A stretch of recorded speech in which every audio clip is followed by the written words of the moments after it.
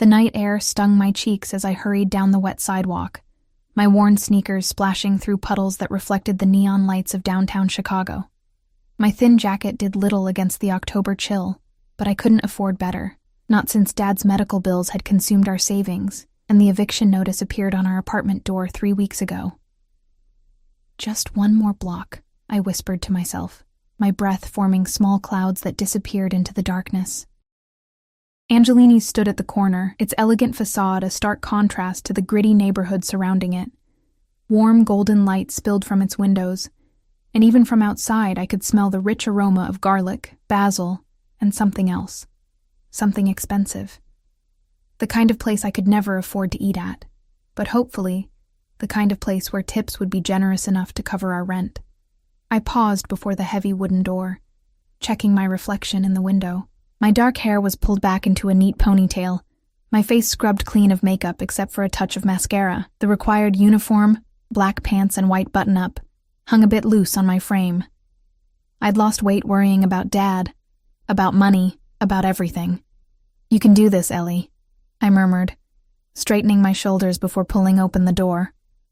The warmth enveloped me immediately, along with the soft strains of classical music and the gentle clink of silverware against fine china.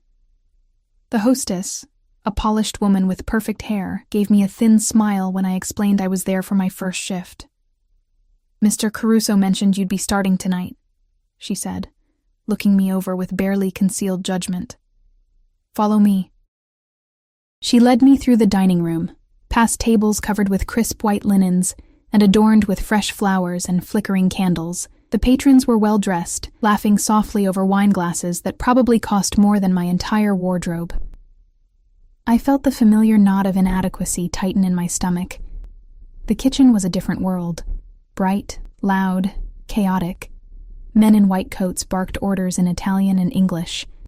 Steam rose from enormous pots, and the smell of fresh bread made my empty stomach ache.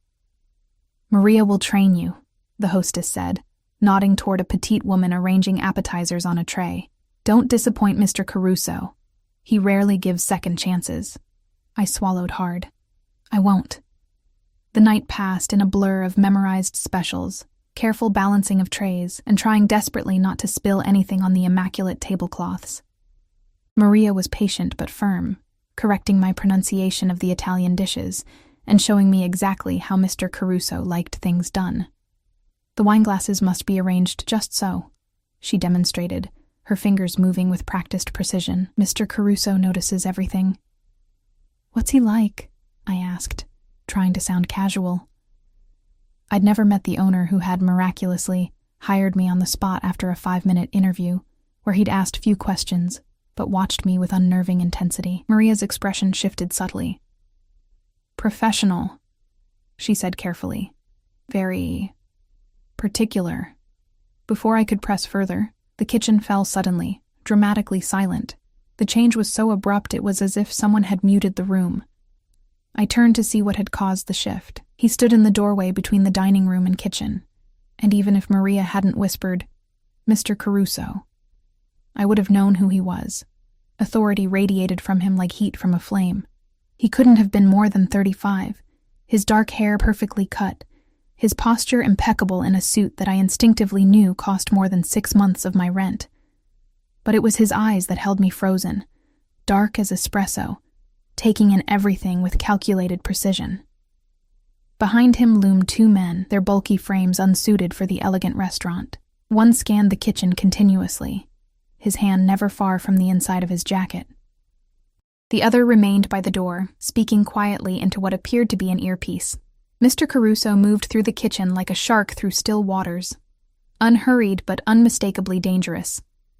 Every chef, every server, every dishwasher straightened as he passed. He inspected a sauce with a slight nod, examined the plating of a dish with narrowed eyes, all without speaking a single word. When his gaze landed on me, my heart stuttered.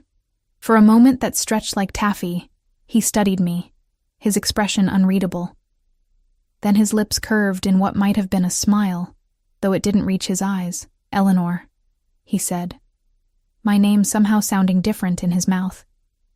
Not the casual Ellie I'd grown accustomed to, but all 3 syllables, pronounced with deliberate care. "Mr. Caruso," I managed, my voice embarrassingly small. "Your first night." It wasn't a question. "How are you finding it?" "Everyone has been very helpful," I said, acutely aware of Maria tensing beside me and the kitchen staff watching with barely concealed interest. He nodded once, then turned his attention to the head chef, leaving me to exhale a breath I hadn't realized I was holding. "He remembered your name," Maria whispered when he was out of earshot, her eyes wide. "Is that unusual?" Her laugh was humorless. "He has 3 restaurants and over 100 employees. He remembers the names of people who matter to him." She gave me a strange look. "Be careful, Eleanor." The warning lingered as I finished my shift, collecting tips that exceeded my expectations. As I counted the cash in the break room, I calculated how much would go to Dad's medications, how much to our overdue rent, how little would remain for food. "Eleanor," I startled, nearly dropping the bills. Mr. Caruso stood in the doorway, alone now without his shadows. "You did well tonight," he said, entering the small room with measured steps. The space seemed to shrink around his presence. "Any issues?" "No, sir," I said, quickly gathering my things. "Thank you again for the opportunity." "You live in Bridgeport." Again, not a question. He knew where I lived. The realization sent an odd shiver down my spine. "Yes." "It's late. My driver will take you home." "That's not necessary." "I insist." His tone made it clear this wasn't a suggestion. "Chicago isn't safe at this hour, especially for a young woman alone." Before I could protest further, he gestured toward the back exit where a sleek black car idled, its windows tinted to opacity. The same man who'd been scanning the kitchen stood beside it, opening the rear door as we approached. "Marco will see you safely home," Mr. Caruso said, his hand coming to rest lightly on the small of my back as he guided me toward the car. The touch, though brief, burned through my thin shirt. "I'll expect you tomorrow, 6 o'clock sharp." The interior of the car was buttery leather, and the subtle scent of expensive cologne. Marco didn't speak as he pulled away from the curb, and I found myself staring out the window, mind reeling from the strange evening. As we drove through darkened streets, my phone buzzed. A text from Mrs. Gonzalez, our elderly neighbor who'd been checking on Dad while I worked. "He's asking for you. Fever worse. Might need doctor." My stomach dropped. We couldn't afford another hospital visit, another prescription, another anything. When the car stopped outside our shabby apartment building, I thanked Marco and hurried inside, the weight of worry crushing my momentary relief at the successful first shift. Dad was awake, his face flushed with fever, when I entered our small apartment. Mrs. Gonzalez had left him with fresh water and his evening pills, but his breathing was labored, his eyes glassy. "There's my girl," he said, voice cracking. "How was the fancy new job?" "It was good," I said, forcing a smile as I pressed my hand to his forehead. "Too hot. Really good tips." "Told you things would turn around," he mumbled, eyes drifting closed. "Always knew you were the lucky one." I bit my lip to keep from crying. There was nothing lucky about our situation. Dad had been a construction foreman before the accident that crushed his spine. Then came the surgeries, the infections, the complications, and finally, the letter from the insurance company declining further coverage. Now we subsisted on his meager disability checks and whatever I could cobble together from part-time work. After he fell asleep, I counted out his pills for the morning, noting with growing panic that his prescription would need refilling in 3 days. $300 we didn't have. Sleep eluded me that night, worry and the lingering sensation of Mr. Caruso's dark eyes on me keeping me restless. There had been something in his gaze, something assessing, calculating, as if he were solving a complex equation with me at its center. The morning came too soon, gray light filtering through our thin curtains. I moved quietly, making Dad breakfast and helping him to the bathroom, before I had to leave for my second job, a morning shift at a cafe 8 blocks away. "Your uniform smells like garlic and money," Dad joked weakly as I kissed his forehead goodbye. "Get some rest," I told him, tucking the blanket around his too thin frame. "Mrs. Gonzalez will check on you at noon." The cafe was a stark contrast to Angelini's, bright fluorescence instead of candlelight, chipped laminate instead of polished wood, customers who counted out coins for their coffee instead of casually ordering $100 bottles of wine. By the time my shift ended, my feet ached, and my head throbbed from the constant noise. I had just enough time to hurry home, check on Dad, shower, and change before heading to Angelini's again. I was halfway home when a black car identical to the one from last night pulled alongside me. The window lowered to reveal Marco's impassive face. "Miss Eleanor," he said with a nod. "Mr. Caruso sent me." My steps faltered. "Sent you? Why?" "To drive you," he said simply, as if it were the most natural thing in the world. I wasn't due at the restaurant for hours. Mr. Caruso's instructions were clear. Marco's tone suggested further argument would be futile. Hesitantly, I slid into the back seat, confusion mingling with an inexplicable flutter of something I couldn't name. "My apartment first," I said firmly. "I need to check on my father." Marco nodded once and pulled away from the curb. When we arrived, he surprised me by exiting the car and following me to the building's entrance. "Mr. Caruso's instructions," he said again when I raised an eyebrow. The apartment was quiet when I entered. Dad sleeping peacefully for once. I changed quickly, hyper-aware of Marco waiting outside, and left Mrs. Gonzalez a note with money for her to order dinner for herself and Dad. Back in the car, my curiosity finally overcame my caution. Why is Mr. Caruso doing this? Sending cars for a waitress? Marco's eyes met mine briefly in the rearview mirror, something like sympathy passing through them. Mr. Caruso values his employees' safety. Does he send cars for all his employees?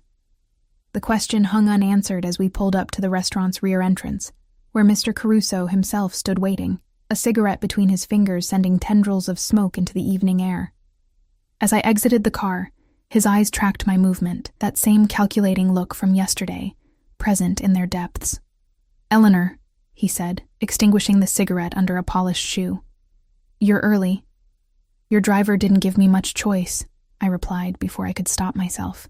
Instead of anger, a flash of amusement crossed his face. "Marco can be efficient." His gaze traveled over me, noting my damp hair and the slight flush in my cheeks from rushing.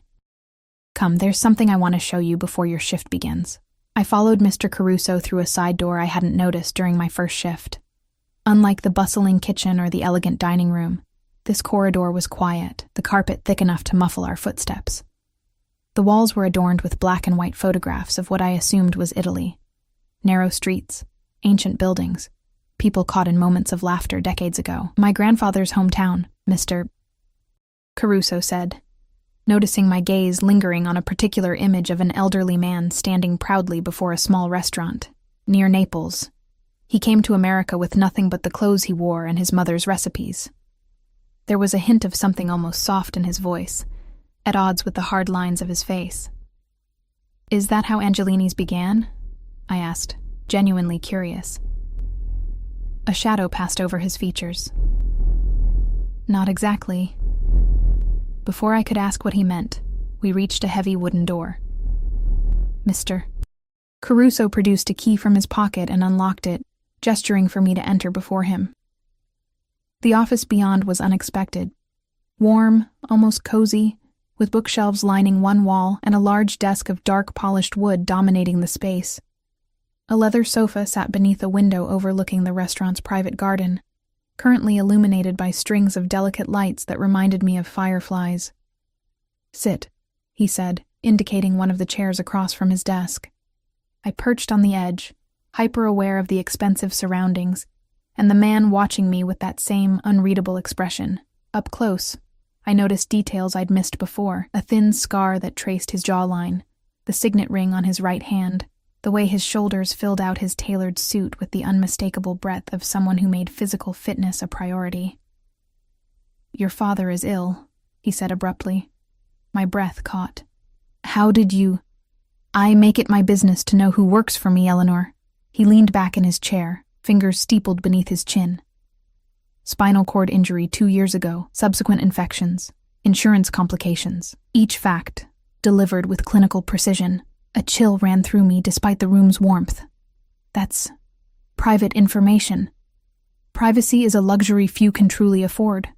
His eyes never left mine. You've been working 2 jobs to support him and pay for his medications. The cafe in the mornings, now here in the evenings. Before that, the grocery store on Halstead. And before that, the nursing home on 35th Street. Fear and indignation warred within me. Have you been investigating me? As I said, I'm particular about who works for me. He opened a drawer and withdrew a manila folder, placing it on the desk between us. Your previous employers spoke highly of your work ethic. Your neighbor, Mrs. Gonzalez, mentioned your devotion to your father. Your landlord, however, indicated you're 3 months behind on rent. My cheeks burned with humiliation. I don't understand why my financial situation matters to you, because I'm offering you a solution. He pushed the folder toward me. Open it. With trembling fingers, I complied. Inside was what appeared to be an employment contract, the terms outlined in precise legal language. My eyes widened as I saw the salary figure, nearly 3 times what I would make combining both my current jobs. This is a mistake, I said, looking up at him in confusion. No mistake. His lips curved slightly. I'm offering you a position as my personal assistant, but I don't have any experience. You're organized, punctual, and discreet. The rest can be learned. He gestured to the contract. The position includes comprehensive health insurance that would cover your father's medical needs, and I own several properties, including a ground-floor apartment in a secure building that would be better suited to someone with mobility issues. My mind reeled with suspicion and desperate hope. It was too good to be true. People like Mr. Caruso didn't offer salvation to people like me without wanting something in return. Why? I asked, my voice barely audible. Why would you do this for someone you just met? Something flickered in his eyes, a calculation, a decision made. Let's just say I recognize potential when I see it. He stood and moved to a cabinet, withdrawing 2 crystal glasses and a decanter filled with amber liquid. To celebrate your decision, he said, pouring a measure into each glass. I haven't decided anything, I protested weakly, though we both knew it was a lie. The promise of medical care for Dad, of financial stability, of not having to choose between rent and prescriptions. It was everything I'd been praying for. He placed a glass before me, his fingers brushing against mine in a touch that seemed deliberate. Consider it then. Take the contract home. Review it with your father. I hesitated, then slipped the folder into my bag. Thank you for the opportunity, Mr. Caruso. I should get to my shift now. Call me Dante, he said, his voice dropping to a register that seemed to vibrate through my chest. And take tonight off. Start fresh tomorrow, as my assistant, not as a waitress. I started to protest, thinking of the lost tips, but he raised a hand, silencing me. Your salary begins today, regardless of your decision. Consider it a sign of good faith. As if summoned by an invisible signal, the door opened, and Marco appeared, ready to escort me back through the corridor. I rose on unsteady legs, clutching my bag and the impossible opportunity it now contained. Eleanor, Dante called as I reached the door. I turned back to find him watching me with an intensity that stole my breath. I expect your answer by tomorrow morning. The drive home passed in a blur, my mind racing with possibilities and warnings. It wasn't until I was climbing the stairs to our apartment that rationality began to reassert itself. Men like Dante Caruso didn't pluck waitresses from obscurity and offer them life-changing positions after a single shift. There had to be a catch, a price I wasn't seeing. Dad was awake when I entered, his eyes brightening at the sight of me. You're home early, he said, muting the small television we'd managed to keep when we'd sold most of our belongings to cover his first surgery. I sat beside him on the worn sofa, the folder heavy in my hands. Something unexpected happened. His brow furrowed as I explained the bizarre turn of events, his expression shifting from confusion to suspicion to cautious hope as I showed him the contract. This man, he said slowly, the restaurant owner. What exactly does he want from you, Ellie? The question hung between us, loaded with implication. He says he sees potential, I replied, the words sounding hollow even to my own ears. Dad's hand covered mine, his palm rough from years of physical labor. Men like that, Rich men. They don't just hand out opportunities without expecting something in return. I know, I whispered. But Dad, look at these medical benefits, and there's an apartment. Ground level, no stairs for you to navigate. We wouldn't have to worry about eviction anymore. His eyes, so like my own, searched my face. At what cost, though? Your happiness? Your safety? I had no answer for him. Instead, I helped him take his evening medication, changed his bandages, and listened as he eventually drifted off to sleep. His breathing labored even in rest. After he was settled, I sat at our small kitchen table, reading through the contract line by line. The terms were generous, almost suspiciously so, but I could find no hidden clauses, no sinister fine print that might explain Dante's motivations. Near midnight, my phone chimed with a text from an unknown number. Have you made your decision? D. My fingers hovered over the screen. How had he gotten my number? Another reminder of how much he already knew about me, how little I knew about him. Instead of replying, I opened my laptop and typed Dante Caruso Chicago into the search bar. The results were sparse. Mentions of his restaurants, a few society page photos showing him at charity galas, always with different women, always somehow separate from the crowds around him. Nothing about his background, his family, how he'd acquired the wealth so evident in everything from his clothes to his car. It was as I was about to close my computer that I noticed an article buried several pages deep in the search results. Local business owner questioned in disappearance of former associate. The piece, dated 3 years ago, mentioned Dante briefly, noting that he had been cleared of any involvement. But something about it left an uneasy feeling in the pit of my stomach. My phone chimed again. I don't appreciate being ignored, Eleanor.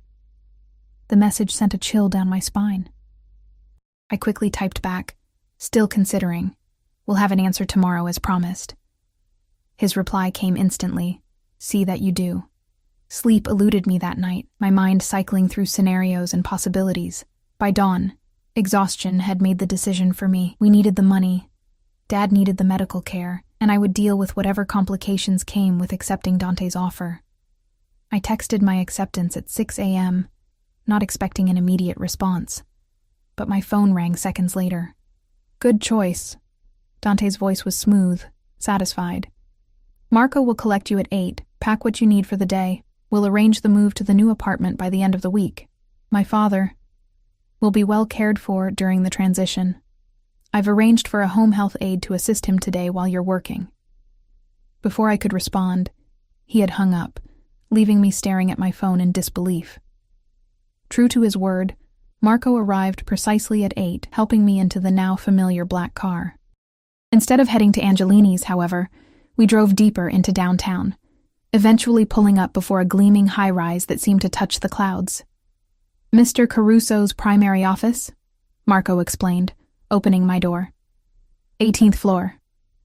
The lobby was all marble and glass, security guards stationed discreetly but obviously at various points. A woman with a severe bun and sharper eyes met me at the elevator. Eleanor Bennett, she said, her tone making it clear this wasn't a question. I'm Vivian, Mr. Caruso's executive administrator. I'll be showing you your duties. The elevator ride was silent, Vivian's perfume too strong in the confined space. When the doors opened, we stepped into a reception area decorated in shades of gray and black. The Caruso Enterprises logo, a stylized lion, emblazoned on the wall behind a sleek desk. You'll primarily work from here, Vivian said, indicating a smaller desk positioned to the side of what I assumed was Dante's office. Managing his schedule, screening calls, handling correspondence. The technical aspects I can teach you, but the most important part of this job is discretion. Her eyes narrowed slightly. Mr. Caruso values his privacy above all else.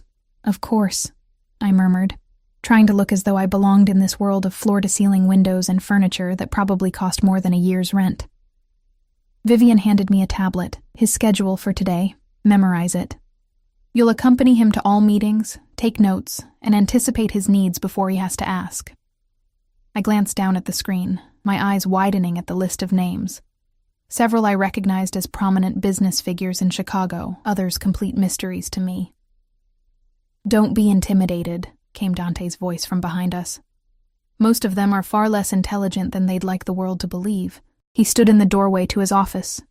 Different somehow in this setting. Harder, colder, the brief glimpse of warmth I'd seen when he spoke of his grandfather nowhere to be found. His suit was charcoal today, his tie the deep red of old blood. His expression unreadable as he assessed me. "The blue looks good on you," he said, nodding toward the dress I'd chosen, one of the few professional outfits I owned, purchased for job interviews and hopelessly out of date. Vivian's eyebrows rose fractionally at the comment. "Thank you," I said, unsure how else to respond. "We'll need to update your wardrobe," he continued, gesturing dismissively at my scuffed shoes. "Vivian, arrange an appointment with Madeline for tomorrow. The full package." "Yes, Mr. Caruso," Vivian replied, making a note on her own tablet. "Now," he said, turning back to me, "shall we begin?" The day passed in a whirlwind of meetings, phone calls, and trying desperately to keep up with Dante's rapid-fire instructions. He moved through the business world like a shark through water, predatory, precise, seemingly omniscient about his competitors' weaknesses and his own advantages. I observed how others reacted to him, with fear thinly disguised as respect, with obsequious smiles that never reached their eyes, with the careful deference shown to someone both wealthy and dangerous. By late afternoon, my head was spinning with new information, my hand cramped from taking notes, my stomach empty since I'd been too nervous to eat the lunch Dante had ordered for us. "You're a quick study," he said, as we rode the elevator down to the parking garage, now alone for the first time since morning. "Vivian rarely approves of anyone so quickly." I doubted that was true, given Vivian's pinched expression every time I asked a question, but I nodded anyway. "It's a lot to take in. You'll adapt." It wasn't encouragement, but a statement of fact, as though my success was already determined in his mind. The black car waited for us in the garage, Marco standing at attention beside the open door. As we approached, I noticed another vehicle parked nearby, an SUV with tinted windows and 2 men inside, their postures alert despite their casual clothing. "Security," Dante said, following my gaze. A necessary precaution in my position. The statement raised more questions than it answered, but I held my tongue as we slid into the back seat. Instead of driving toward my apartment, we headed in the opposite direction. "Where are we going?" I asked, watching the familiar streets give way to the wealthier neighborhoods north of the river. "To see your new home," Dante replied, his attention on his phone. I had the property prepared today. My chest tightened with a mixture of anxiety and something like excitement. That was fast. I thought we had until the end of the week. He looked up, that calculating gaze fixed on me once more. "I don't believe in wasting time, Eleanor. Your father will be moved tomorrow. The medical equipment has already been delivered, and a nurse will visit daily to assist with his care." Thank you," I managed, the words inadequate for the magnitude of what he was offering, and for the unnerving speed with which he operated. "But I should be the one to help him adjust. He doesn't do well with strangers. You'll have time with him in the evenings," Dante said dismissively. "Your priority during the day is your work for me." There was a finality to his tone that silenced further protest. I turned to look out the window, watching as we pulled up to a sleek building in Lincoln Park, its facade all glass and steel. A doorman hurried to open the car door. "Mr. Caruso," he said with a deferential nod. "Everything is prepared as requested." Dante's hand came to rest on the small of my back as he guided me through the lobby, the touch proprietary in a way that made my skin prickle. The elevator required a key card, which Dante produced from his pocket. "The penthouse?" I asked, noticing he pressed the button for the top floor. A slight smile curved his lips. "No, that's my residence when I stay in the city. You'll be on the 4th floor." The revelation that I would be living in the same building as my employer sent a jolt of unease through me.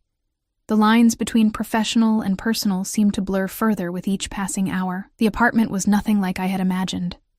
Spacious and filled with light, it featured an open floor plan with gleaming hardwood floors and floor-to-ceiling windows overlooking a small park. The furniture was elegant yet comfortable, nothing like the sterile corporate style of his office. "The master bedroom has been modified for your father," Dante explained, leading me down a hallway. "Accessible bathroom, hospital-grade bed, everything the doctors recommended." I stepped into the room, momentarily speechless, It was perfect. Spacious enough for the medical equipment, but designed to look like a normal bedroom, not a hospital room. Someone had even placed framed photos on the nightstand, pictures of Dad and me that must have come from our apartment. "How did you get these?" I asked, picking up a photo of us at my high school graduation. "I had your belongings packed and brought over this afternoon." My head snapped up. "You went into our apartment? Without asking?" Something dangerous flickered in Dante's eyes. "I'm providing you with an opportunity most would be grateful for, Eleanor. Don't test my patience with petty concerns about privacy." The warning was clear in his voice. I swallowed my protest, reminding myself of what was at stake. Dad's health, our financial security, a future beyond living paycheck to paycheck. "I am grateful," I said carefully. "It's just overwhelming." His expression softened marginally. "Understandable, but you'll adapt quickly." He checked his watch. "I have a dinner meeting. Make yourself comfortable. Your key card is on the counter, along with a new phone. Use it for all communications moving forward." "A new phone?" I frowned. "What's wrong with mine?" "Security," he said simply. "Everything connected to me must be protected." Before I could question him further, he was moving toward the door. "I'll send Marco for you at 7 tomorrow morning. Rest well, Eleanor."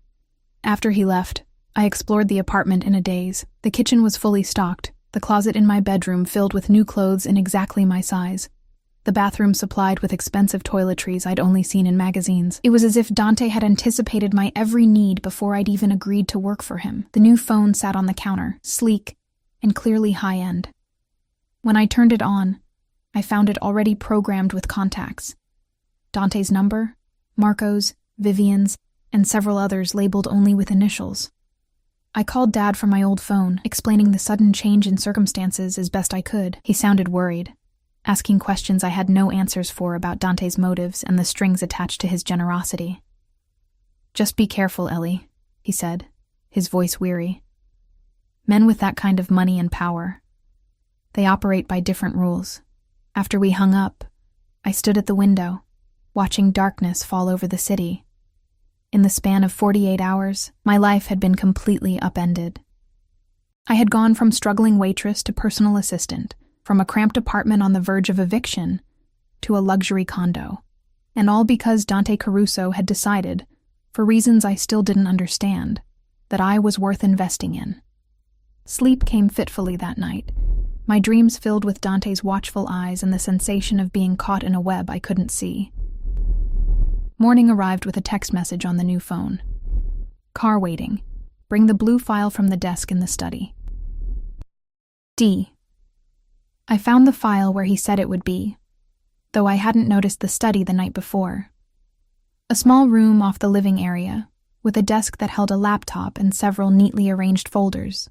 The blue one was unmarked, and I resisted the urge to peek inside. Marco was waiting as promised, his expression as impassive as ever as he held the car door for me. "Good morning, Miss Eleanor. Just Eleanor is fine," I said, sliding into the back seat. His eyes met mine briefly in the rearview mirror. "Mr. Caruso prefers formality." The statement felt like another piece of a puzzle I was struggling to assemble. Who was Dante Caruso, really? A successful businessman with an unusual interest in helping a struggling waitress? Or something else entirely? We drove not to the office building from yesterday, but to Angelini's, which stood quiet and empty in the early morning light. Marco escorted me through a side entrance I hadn't used before, leading to a private dining room in the back of the restaurant. Dante sat alone at a table set for two, reading something on his tablet. He looked up as I entered, his gaze sliding over me in a way that made me acutely aware of the simple dress I'd chosen from the new wardrobe. "The file?" he asked by way of greeting. I handed it to him, watching as he flipped it open and scanned its contents with practiced efficiency. Whatever he saw seemed to satisfy him as he closed it and set it aside. "Sit," he said, gesturing to the chair across from him. "Have you eaten?" I shook my head, suddenly aware of how hungry I was after barely touching food the day before. He made a small gesture, and instantly a server appeared with plates of fresh fruit, pastries, and a steaming pot of coffee. "Eat," Dante said. "We have a busy day ahead." As I sipped the rich coffee, far better than anything I'd been able to afford before, He studied me with that same calculating expression. "Your father will be moved to the new apartment today," he said abruptly. "The medical transport has been arranged for noon. I've given you the afternoon off to help him settle in." Relief flooded through me. "Thank you. I appreciate that." "I take care of what's mine, Eleanor." The statement hung between us, loaded with implication. I wasn't just his employee. In some way I didn't fully understand yet. He considered me his. The thought should have terrified me. Instead, it sent a complicated thrill through my veins, a mixture of fear and something dangerously close to anticipation. "The restaurant," I said, desperate to change the subject. "Do you come here every morning?" "When I'm in Chicago," he replied, cutting a piece of fruit with precise movements. "I own the building above it as well. My private residence is on the top floor." I recalled what Maria had said about Dante having 3 restaurants. "And the others? Do you visit them as often?" Something like amusement flickered in his eyes. "Curious about me, Eleanor?" I felt heat rise to my cheeks. "I just want to understand who I'm working for." A reasonable desire. He set down his fork, giving me his full attention. "I own businesses throughout the city, restaurants, nightclubs, import companies, real estate. Some more visible than others, and before that?"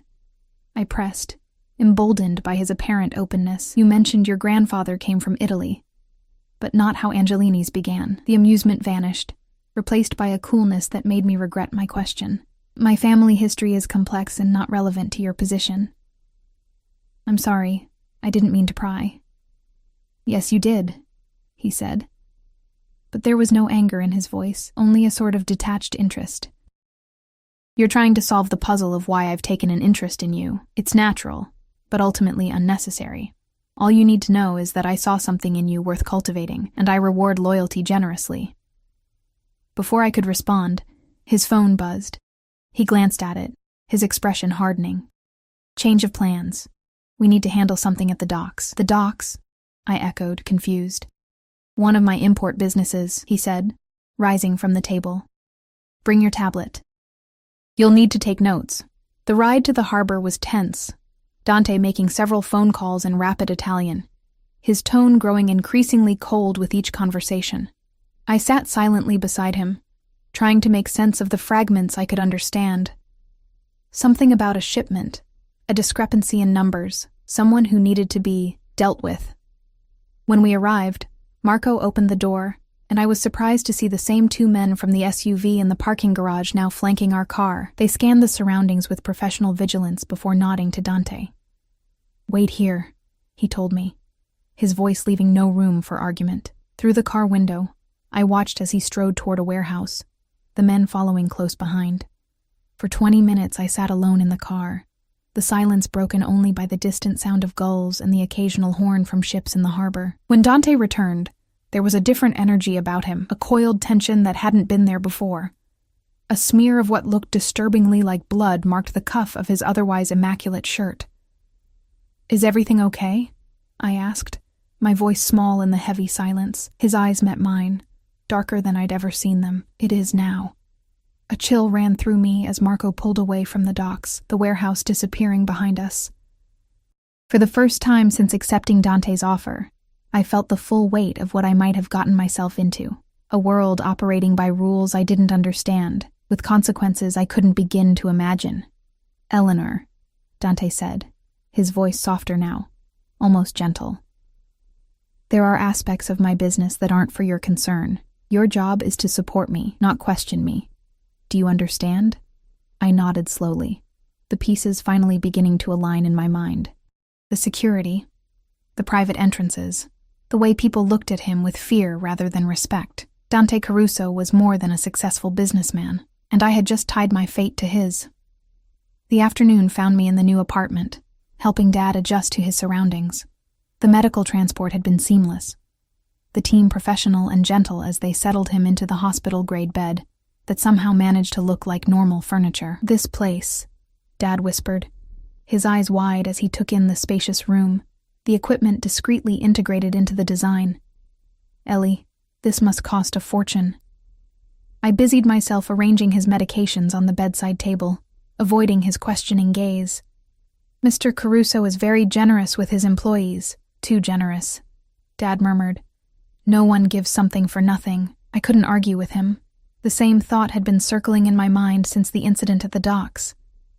That smear of blood, the cold darkness in Dante's eyes, the way he'd said, "It is now," when I'd asked if everything was okay. None of it aligned with the image of a legitimate businessman. A soft knock at the door interrupted my thoughts. I opened it to find a woman in her 50s, her practical clothes and kind eyes suggesting a nurse. "I'm Sarah," she said, offering her hand. "Mr. Caruso hired me to help with your father's care." Dad tensed visibly at the mention of Dante's name. "We don't need charity." Sarah's smile remained steady. "It's not charity, sir. It's part of Ms. Bennett's employment package. I'll be here weekdays while she's working, helping with medications, physical therapy, and whatever else you need."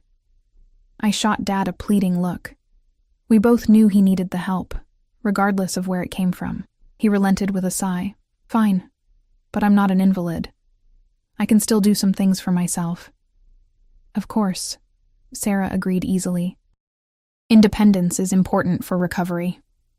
As she went about checking his vitals and reviewing his medication schedule, I retreated to the kitchen to make tea. My phone, the new one Dante had given me, buzzed with a message. "Is your father settled? D." The fact that he knew exactly when Dad had arrived sent another ripple of unease through me. How closely was he monitoring my movements? "Yes," I typed back. "The nurse is with him now." "Good. Car will collect you at 7 for dinner. Business discussion. Not a request, but a statement. Like everything with Dante. I considered refusing, staying with Dad for his first night in the new place. But something told me Dante Caruso wasn't a man accustomed to hearing no. "I'll be ready," I replied. The rest of the afternoon passed quickly as I unpacked our few belongings, arranged Dad's things the way he liked them, and tried to make the pristine apartment feel like home. Sarah proved to be competent and compassionate, winning Dad over despite his initial resistance when she mentioned she'd been an army nurse before retiring to private care. "Your boss must think highly of you," she commented as she prepared to leave. "Mr. Caruso doesn't usually get involved in the personal lives of his employees." "Did you work for him before?" I asked, seizing the opportunity to learn more. She hesitated, something cautious entering her expression.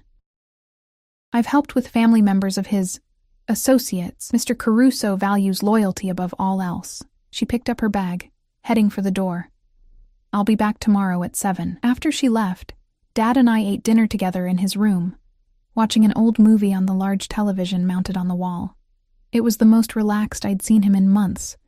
Comfortable, pain-managed, no visible worry about bills or prescriptions shadowing his eyes. "This is nice," he admitted grudgingly. "But I still don't trust your boss's motives." "Neither do I said quietly. "But for now, this is what we need." At 6:30, I changed into one of the new dresses from the closet. A simple black sheath that fit perfectly, as if it had been tailored specifically for me. The thought that Dante might have had my measurements taken somehow was unsettling, but no longer surprising. Dad frowned when I told him I was going out. "Dinner with your boss? At night?" "Ellie, it's business," I assured him, though I wasn't convinced myself. "I won't be late. Just remember what I said about men like him," Dad warned. "They see something they want, they take it, no matter the cost." His words followed me down to the lobby, where Marco waited by the now familiar black car. The evening air was cool against my skin as he held the door, his expression as unreadable as ever. "Where are we going?" I asked as we pulled away from the curb. "Mr. Caruso's residence," Marco replied, his eyes meeting mine briefly in the rearview mirror. There was something there. Not quite a warning, but a caution. We drove to a part of the city I rarely visited, where historic mansions stood behind wrought iron gates, their manicured lawns and security systems announcing the wealth and power of their owners. Marco pulled up to one such property, larger and more imposing than its neighbors, set back from the road and surrounded by a stone wall. The gates opened silently as we approached, closing behind us as we followed a curved driveway to the front entrance.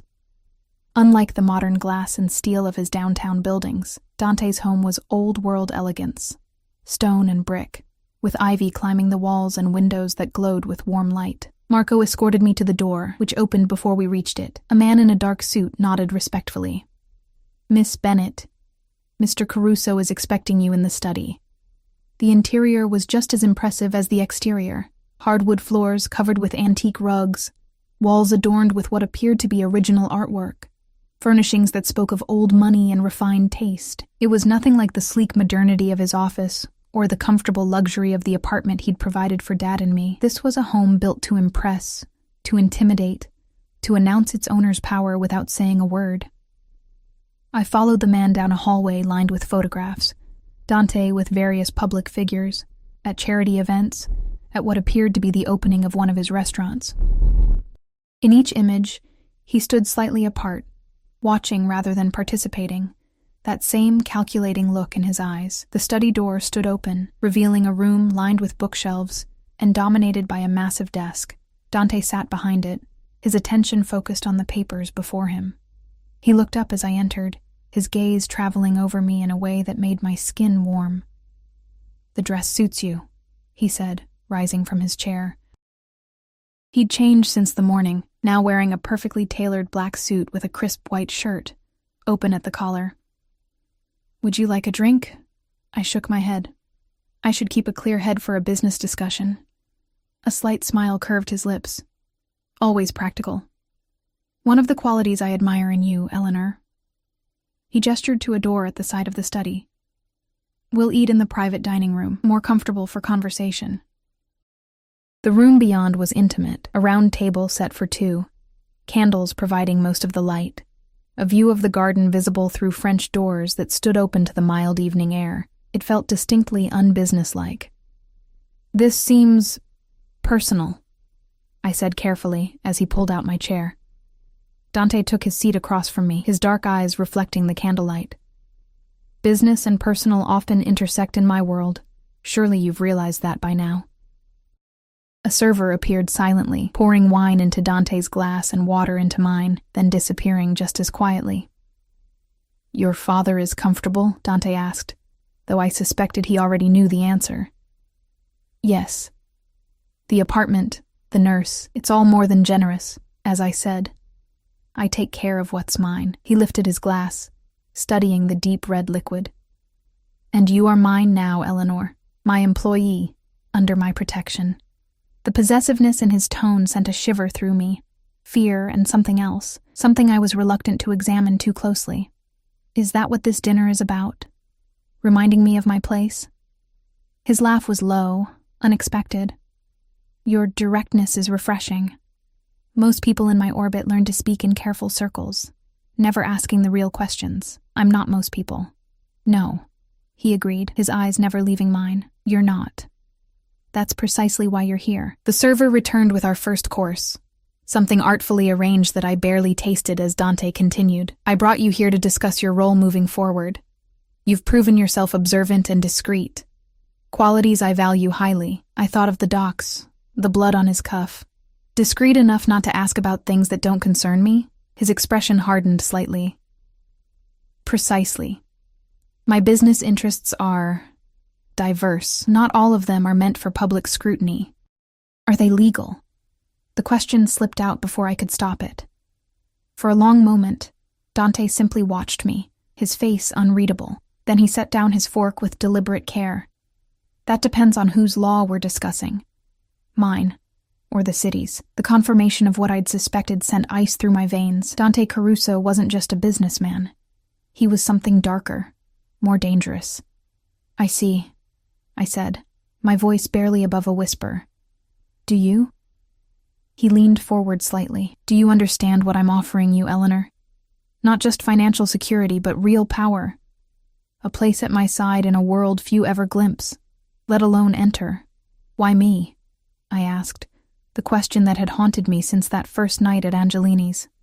"Out of all the people you could choose, why a waitress with no connections, no experience? Nothing to offer but desperation." Something shifted in his gaze. A calculation made, a decision reached. "Because I've been watching you for longer than you realize.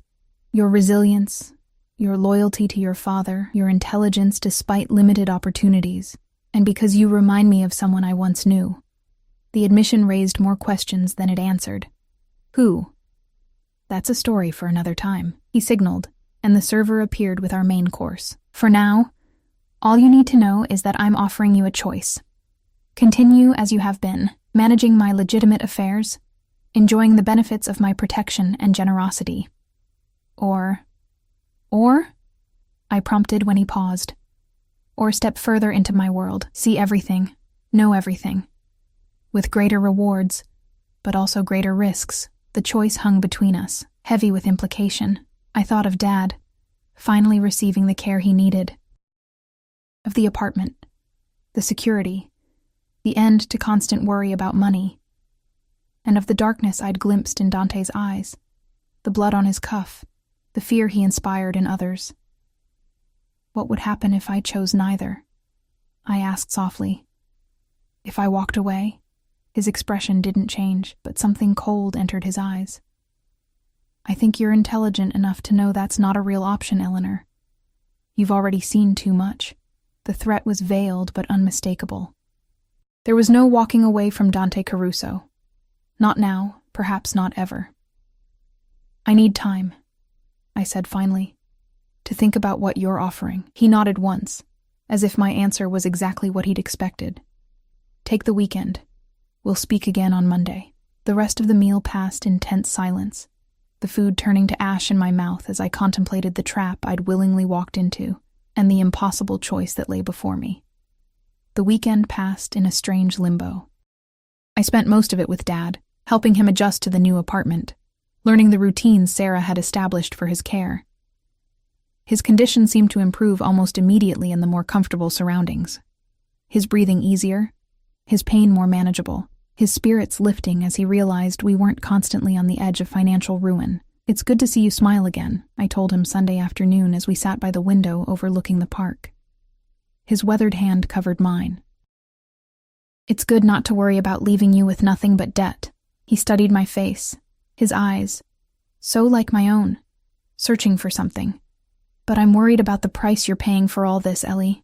I looked away, unable to meet his gaze. I hadn't told him about my dinner with Dante, about the choice presented to me. How could I explain that I'd inadvertently tied us to a man who operated outside the law, who had all but admitted he was involved in something dangerous, something criminal? Mr. Caruso has been nothing but professional. I lied, the words tasting bitter. Dad's grip on my hand tightened. I've been watching the news, Ellie. Reading the papers. Your boss's name comes up in interesting contexts. Always cleared, always just on the periphery of investigations. But always there. My stomach clenched. What are you saying? I'm saying be careful. Men like that, they don't see people. They see pieces on a chessboard. Useful until they're not. I thought of Dante's words. I take care of what's mine, and the possessiveness in his gaze when he looked at me. Whatever game he was playing, I wasn't just a pawn to him. But that realization brought little comfort.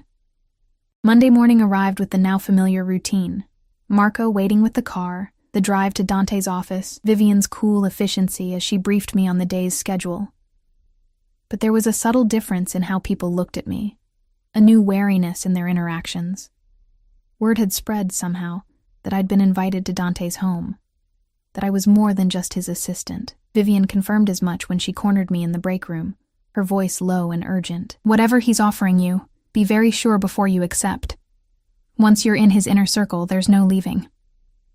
Before I could question her further, her professional mask slid back into place, and she was once again the efficient administrator, discussing appointment schedules and email protocols, as if she hadn't just issued a warning. The day passed in a blur of meetings and phone calls, Dante's legitimate business empire impressive in its scope and complexity. He moved through it all with practiced ease, always watching me from the corner of his eye, gauging my reactions, my competence, my loyalty. It wasn't until late afternoon that we were alone, the office emptying as employees headed home. Dante beckoned me into his private office, closing the door behind us. "Have you made your decision?" he asked without preamble, leaning against his desk with casual grace that didn't quite mask the tension in his shoulders. I took a deep breath, steadying myself. Before I answer, I need to know something. Who am I to you? really? Why this interest in my life, my father's care, my future? For a long moment, he simply studied me, something calculating and yet almost vulnerable in his gaze. Then he moved to the window, looking out over the city he seemed to control. Your mother's name was Catherine, he said quietly. She worked as a bartender at one of my clubs, 25 years ago. The unexpected direction caught me off guard. You knew my mother? He turned back to face me, his expression unreadable. She was beautiful, intelligent, determined to create a better life for herself. Much like you. A cold feeling spread through my chest. She died when I was 3. I barely remember her. Car accident. Dante nodded. Or so the official report stated. What do you mean? My voice had risen, shock making it difficult to maintain my composure. What are you saying?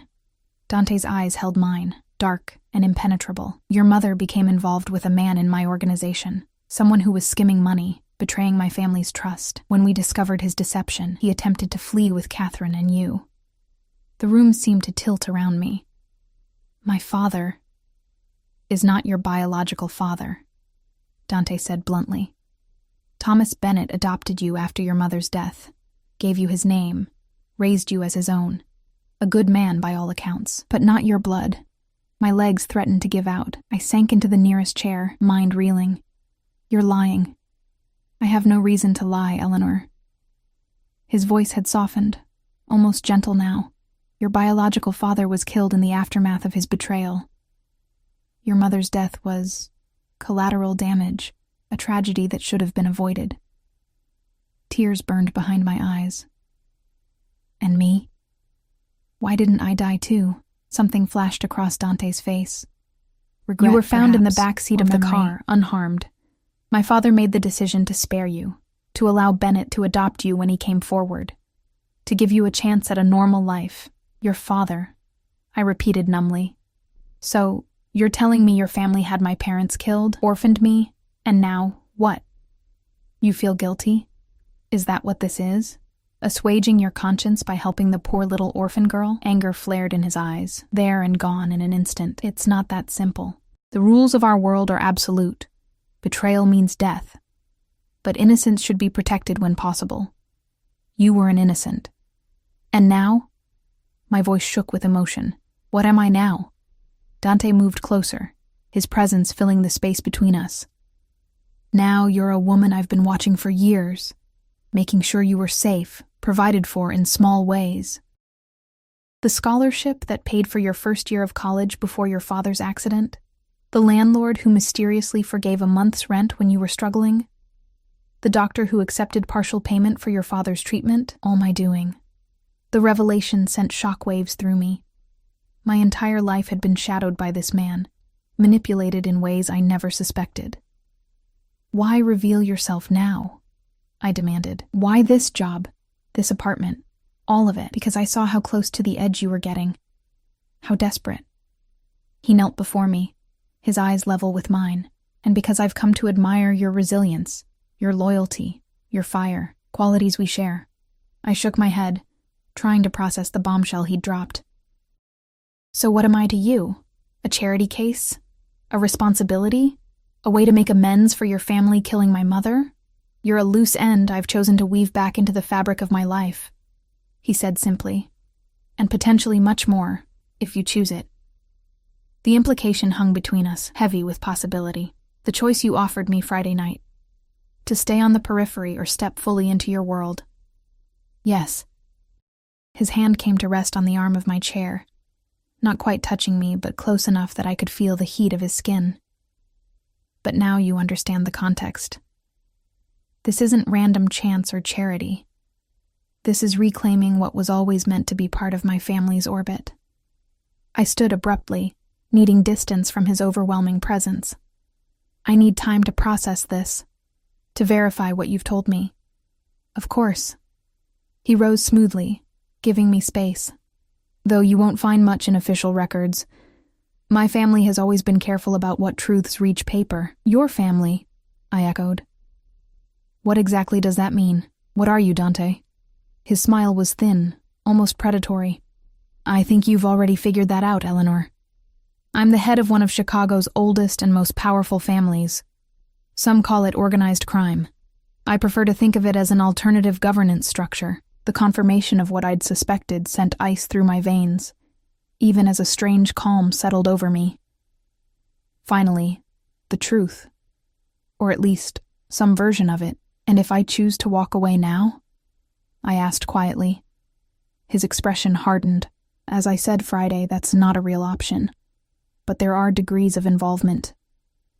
You could continue as you have been, managing my legitimate businesses, enjoying my protection, keeping your father comfortable. Or you could step fully into my confidence, become truly part of my inner circle, with all the privileges and responsibilities that entails. Become part of the family business, I clarified, unable to keep the bitterness from my voice. The one that killed my mother. Dante didn't flinch from the accusation. The past cannot be changed. I'm offering you a future, Eleanor. One where you never have to worry about money or security again. One where you have real power. I turned away, moving to the window to look out at the city spread below us. A city where, apparently, Dante Caruso's influence reached into shadows I'd never imagined. What about my father, Thomas? I asked, my voice steadier than I felt. What happens to him if I say no? He'll continue to receive the best care, Dante said, and I believed him. That was never contingent on your decision. The relief that flooded me was momentary. But I'd still be watched, controlled in ways I might not even realize. Protected, he corrected. But yes, you know too much now to ever be completely free of my oversight. I closed my eyes, weighing my options, my future, the shattered pieces of my past that Dante had just handed me. When I opened them again, my decision was made. Turning to face him, I lifted my chin. I'll stay. I'll work for you. Learn from you. But I won't be owned by you, Dante. Whatever my mother's fate, whatever my biological father's crimes, I am my own person. Something like admiration flickered in his dark eyes. I would expect nothing less. Your spirit is part of what drew me to you in the first place. He moved closer, stopping just short of touching me. There's one more thing you should know, Eleanor. My interest in you isn't purely business. Surely you've felt it.